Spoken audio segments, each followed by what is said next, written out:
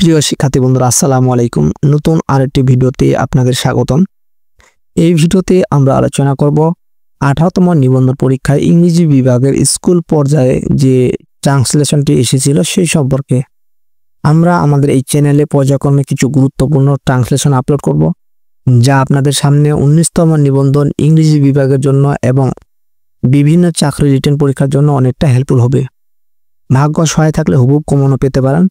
So অবশ্যই চ্যানেলটা subscribe করে রাখবেন।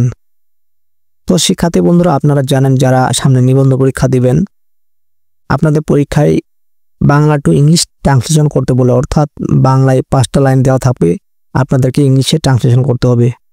আবার কিছু কিছু পরীক্ষায় দেখা আছে ইংলিশ টু বাংলায় ট্রান্সলেশন আছে, অর্থাৎ ইংরেজি কয়েক লাইন দেওয়া থাকবে, আপনাদেরকে বাংলায় ট্রান্সলেশন করতে হবে। তো চলুন আমরা সেই ট্রান্সলেশনটি হুবহু পড়ে নিই। আমাদের জীবন সংক্ষিপ্ত, আওয়ার লাইফ ইজ শর্ট, কিন্তু আমাদের অনেক কাজ করতে হবে। But we have a lot of work to do. মানব জীবন কতগুলো মুহূর্তের সমষ্টি ছাড়া আর কিছু নয়। Human life is nothing but a collection of moments. সেজন্য আমরা একটি মুহূর্ত বৃথা অপচয় করব না। That is why we will not waste a single moment in van.